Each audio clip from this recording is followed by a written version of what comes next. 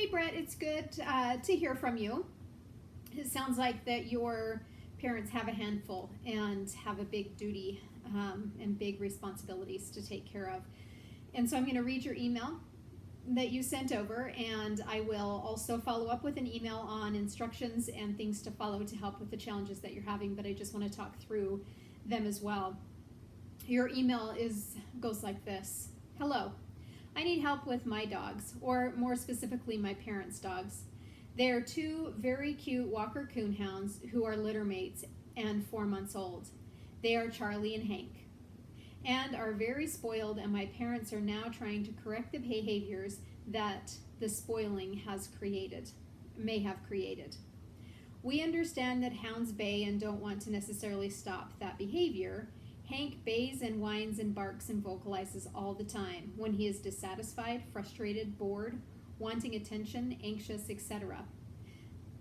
The vet has advised us that we can start training him not to do all that all the time, but didn't tell us how or necessarily know how to do this themselves.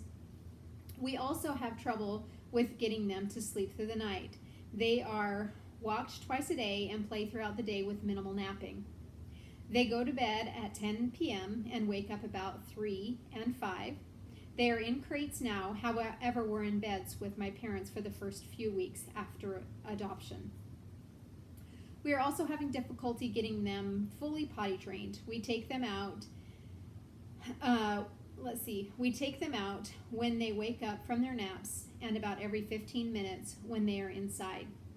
They still have accidents in the house and are marking. I understand that at only 4 months these issues may just be an age thing, but we want to do the right by them and start training proper behaviors. They also have yet to get their puppy manners down. No jumping, sit, down, stay, etc. Anything at this point would be appreciated to get these two little guys started on the right path. So the first thing that I would do is when you have litter mates, they tend to feed off of each other, and it becomes a big problem, and it's not something that I recommend, and a lot of trainers recommend that you don't get siblings. But we have them, and this is where our starting point is. So the first thing that I would suggest doing is I'm going to email you over a crate schedule, and this crate schedule is going to really ensure that they are on a routine and on a schedule that you can get them, one, potty trained if you stick to it and stay super consistent with it, but also get them into a sleeping routine and help them understand what it needs to be. These are all just routines that they've created, and you guys are falling into the routines, not the other way around. So you need to create the routine, and I'm going to send that over to you, where you're going to feed them their morning breakfast. They're going to get up. You're going to take them outside. You're going to bring them back in after about a half hour of outside time, and they're going to go back into their crate. And you're going to feed their meals separate. They need to be in separate crates. And you're going to feed their meal, their breakfast, in their crate. You're going to leave them in their crate for a half hour to 45 minutes while they eat. Cover their crates up and give them some downtime. They need to learn to relax after they've eaten, not just go crazy.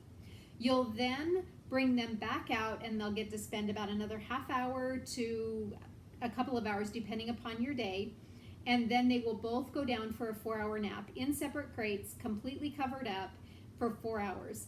The problem with most puppies that as owners do not give them enough sleep, and they are not napping enough, and so they're restless and they don't know how to settle and they don't know how to calm down, and so 4 hours in their crates for the day. That typically looks like around 10 o'clock. And so they'll be in their crates somewhere from 10 until 2. And at 2 o'clock, they come out, they go outside for a half hour, and then you start putting both puppies on leash. And they'll have an hour of leash time inside, leash time attached to something or somebody. And if it needs to be one's attached to something and the other one's attached to a person, you can trade that off. And then I want you to do some training time during that time where you're offering behaviors, and I'll send that over to you.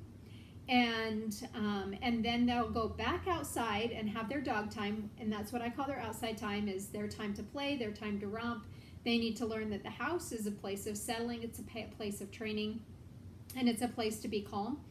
And then once that's done and they get to play, then the puppies are back in their crate for their dinner, somewhere between 5 and 7 o'clock. And they're in there again for another half hour, 45 minutes. And then they're back out. So that should be somewhere between 6 and 7 o'clock that they're back out. They get to go outside, they get to have their dog time, and then they're back in on leash until it's time for bed. And then they get let out one more time for about 20 to 30 minutes, and then they're back in their crates for bedtime. Again, all separate. They need to have separate time. They need to have a break from each other, or they're going to end up fighting. It's going to end up getting ugly. And so you want them to have separation time, just like we as human beings with our siblings. It's good when we are separate from each other at times so that we don't get agitated with each other. And so that time at night through the crate, it is better if they have accidents in their crate, because they will grow out of it and it will move through incredibly quick. And it takes about 3 nights of staying super consistent that you will not get up with them. If they are whining and carrying on, I want you to go over and you're going to tap on their crates. Tell them, that's enough. That's enough. No. And then you go back to bed. They're whining, they're baying, they're crying, they're carrying on. Does not get them out of their crates, and that's important. That's a very important thing that they need to learn. This will also help with the unnecessary vocalization from Hank. And anytime that you feel like that he's frustrated or wants something or wants to do something is a time for him to take a nap. And so you're going to find that the first couple of weeks they're going to spend a lot of time in their crates, and that they need to learn to settle, they need to learn to sleep, and they're not getting enough sleep. And that's the number one thing that I see in this email is, 1, they're not getting enough sleep, and 2, their time is not productive doing something. And hounds need a job, they need something to do, they need some games to play, so hide some treats, play hide and seek with them, go hide the raw egg outside once a week, have them find things, have them use their nose. The more you can use their nose, the better off that they'll be. And there are lots and lots and lots of different games out there that you can use. Play hide and seek with them around the house. And I know they're supposed to be on leash, but these are things that they will earn as the leashes are being drug around the house, so that they're settling and they're not so engaged in each other and getting fixated on each other. And their training time is together as well as separate. Back tie one to something heavy and train the other one, and then trade spots where the other one's back tied, and then the other one, while the one is trained, the one is watching. And they're always going to be together, so you want things to be together, but it doesn't have to be doing the same thing together.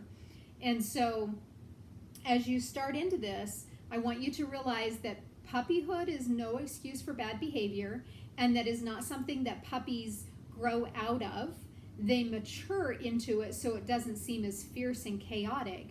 But they are just being a dog, and they're being dogs that have not been taught what to do and how to do it, and that's where your offering behavior comes into play, is using the food and teaching them how to offer behaviors and teaching them what they can do other than be crazy puppies zipping and running and jumping and barking and everything else that happens. So your offering behaviors will start to get your sit, will start to get your down. Your back tying will start working on their place and their settling and building duration and building their attention span. And so the key things here that I talked about is, 1, following the crate schedule, be incredibly routine, very, very consistent. Don't be afraid to use your crates for the first while that they need to be in their crates and they need to get enough sleep. Puppies of this age should be sleeping about 85% of a 24-hour day. You will find if they're getting enough sleep, their play will be more productive, your training time will be more productive, and they will start to settle and relax into a routine, and it'll be into your routine instead of what they think should happen. Those puppies are exhausted and they don't know what they want, they don't know what to do, and they're relying on your parents and you to get them into that routine, and that's why you're getting the behaviors that you're getting. Let me know if you have any other questions.